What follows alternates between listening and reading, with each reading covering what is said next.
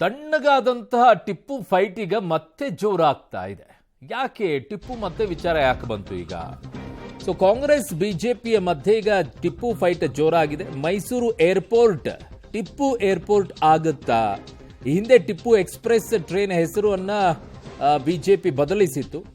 ಈಗ ಬಿಜೆಪಿಗೆ counter ನೀಡೋಕೆ airport ಹೆಸರನ್ನ ಕಾಂಗ್ರೆಸ್ ಸರ್ಕಾರ ಮಾಡುತ್ತಾ? ಕಾಂಗ್ರೆಸ್ ಬಿಜೆಪಿಯ ಮಧ್ಯೆ ಈಗ ಟಿಪ್ಪು ಟಾಕ್ ವಾರ್ ಶುರುವಾಗಿದೆ. ಮೈಸೂರಿನಲ್ಲಿ ಏರ್ಪೋರ್ಟ್ಗೆ ಈಗ ಟಿಪ್ಪು ಏರ್ಪೋರ್ಟ್ ಅಂತ ಹೆಸರನ್ನ ಇಡಲಾಗುತ್ತಾ ಗೊತ್ತಿಲ್ಲ. ಈಗ ಟಾಕ್ ಫೈಟ್ ಅಂತೂ ತುಂಬಾ ಜೋರಾಗಿದೆ.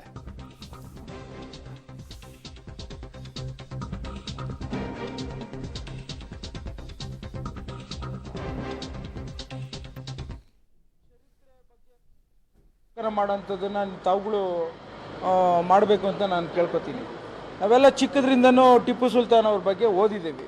BJPಯವರ ಆಲೋಚನೆ ಒಂದು ಯಾವ ರೀತಿ ಕಮ್ಯುನಲ್ ಆಗಿದೆ, ಯಾವ ರೀತಿ ರೈಟ್ ವಿಂಗ್ ಆಗಿದೆ, ನಾವೆಲ್ಲ ನಮ್ಮ ಪಾರ್ಟಿಯ ಪಕ್ಷ ವಿರುದ್ಧವಾಗಿದೆ.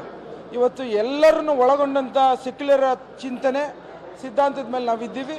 ಆ ಕಾರಣಕ್ಕೋಸ್ಕರ ಅವರ ಒಂದು ಸಿದ್ಧಾಂತ ಮತ್ತು ನಮ್ಮ ಸಿದ್ಧಾಂತ ಭಾಳ ವಿಭಿನ್ನವಾಗಿದೆ ಅಂತ ಹೇಳಲಿಕ್ಕೆ ಇಚ್ಛೆ ಪಡ್ತೇನೆ. ಕೆಲವರು ಇನ್ನೂ ಟಿಪ್ಪು ಹುಟ್ಟಿದೊಳಗೆ ಆಡ್ತಾ ಇದ್ದಾರೆ ನಮ್ಮ ದೇಶದಲ್ಲಿ. ಅವ್ರಿಗೆ ಆ ರೀತಿ ಆಡಲಿಲ್ಲ ಅಂದರೆ ತಿಂದಿದ್ದ ಅನ್ನ ಕರಗಲ್ಲ ಈ ದೇಶದ್ದು. ಪಾಕಿಸ್ತಾನದಾಗ ಹುಟ್ಟಬೇಕಿತ್ತು ಅವರು. ಸಿಗುತ್ತೆ ಇವತ್ತಿಲ್ಲ ನಾಳೆ. ಅವರೆಲ್ಲರಿಗೂ ಸಾಕಷ್ಟು ಉತ್ತರಗಳು ಸಿಗ್ತಾ ಇದೆ. ದಿನೇ ಅವ್ರಿಗೆ ಏನೇನು ಉತ್ತರ ಸಿಗಬೇಕು ಸಿಗತ್ತೆ. ಚರಿತ್ರೆ ಬಗ್ಗೆ ಭಾಳಷ್ಟು ಅವಲೋಕನ ಮಾಡೋಂಥದ್ದನ್ನು ತಾವುಗಳು ಮಾಡಬೇಕು ಅಂತ ನಾನು ಕೇಳ್ಕೊತೀನಿ. ನಾವೆಲ್ಲ ಚಿಕ್ಕದ್ರಿಂದನೂ ಟಿಪ್ಪು ಸುಲ್ತಾನ್ ಅವ್ರ ಬಗ್ಗೆ ಓದಿದ್ದೀವಿ. BJPಯವರ ಆಲೋಚನೆ ನಿನ್ನೆ ಮೈಸೂರು ಏರ್ಪೋರ್ಟ್ಗೆ ಟಿಪ್ಪು ಸುಲ್ತಾನರ ಒಂದು ಹೆಸರನ್ನು ಇಡಬೇಕು ಅಂತೇಳಿ ನಾನು ಪ್ರಸ್ತಾಪ ಮಾಡಿದೆ. ಬಹುಶಃ BJPಯವರು ಅದನ್ನು ಭಾಳ ಸ್ಟ್ರಾಂಗ್ ಆಗಿ ಅಪೋಸ್ ಮಾಡಿದರು. ಅದು ನಾವು ಗೊತ್ತೇ ಇತ್ತು ನಮಗೆ. ಯಾವತ್ತೂ ಕೂಡ ಅವರು ಮುಸಲ್ಮಾನರ ಯಾವುದೇ ಒಬ್ಬರು ರಾಷ್ಟ್ರ ಪ್ರೇಮಿಗಳಿದ್ದರೂ ಕೂಡ ಅವರ ಅಗೇನೆಸ್ಟ್ ಅವರು ಈ ರೀತಿ ಅದನ್ನು ಮುಂಚೆಯಿಂದಲೂ ಕೂಡ ಅವರ ಅಗೇನೆಸ್ಟು ಎಲ್ಲ ರೀತಿ ಮಾಡುವಂಥದ್ದು ನಾವು ನೋಡ್ತಾ ಬಂದಿದ್ವಿ. ಆದರೆ BJPಯವರು ಇತಿಹಾಸವನ್ನು ತಿರುಚುವಂಥ ಕೆಲಸ ಯಾವತ್ತೂ ಕೂಡ ಮಾಡ್ತಾರೆ. ಅವ್ರಿಗೆ ಬೇರೆ ಅಜೆಂಡನೇ ಇಲ್ಲ. ಹಿಂದೂ ಮುಸ್ಲಿಂ ಕ್ರೈಸ್ತ ಅನ್ನುವಂಥದ್ದು ಬಿಟ್ಟರೆ ಬೇರೆ ಅಜೆಂಡನೇ ಇಲ್ಲ. ಯಾವುದೂ ಕೂಡ ಡೆವಲಪ್ಮೆಂಟ್ ಬಗ್ಗೆ ಮಾತಾಡೋದಿಲ್ಲ. ಏನು ಇತಿಹಾಸ ಇದೆ, ವಾಸ್ತವಾಂಶ ಇದೆ, ಅದನ್ನು ಒಪ್ಕೊಳ್ಳುವಂಥದ್ದಿಲ್ಲ. ಹೀಗಾಗಿ ಅವರು ಅದನ್ನು ಅಪೋಸ್ ಮಾಡುವಂಥದ್ದು ಅದು ಕಾಮನ್.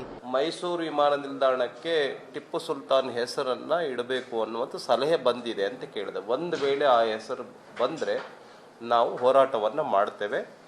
ಅವರು ನಮ್ಮ ಕರ್ನಾಟಕ ರಾಜ್ಯವನ್ನು ಹಾಳು ಮಾಡಿರ್ತಕ್ಕಂಥವ್ರು, ಧ್ವಂಸ ಮಾಡಿರ್ತಕ್ಕಂಥವ್ರು, ದೇವಾಲಯಗಳನ್ನು ದೋಚಿರ್ತಕ್ಕಂಥವ್ರು, ಮತಾಂತರ ಮಾಡಿರ್ತಕ್ಕಂಥವ್ರು, ಅಂಥ ಧರ್ಮ ವಿರೋಧಿ ಮತಾಂಧ ವ್ಯಕ್ತಿಯ ಹೆಸರನ್ನು ಇಡೋದಕ್ಕೆ ನಾವು ಬಿಡೋದಿಲ್ಲ.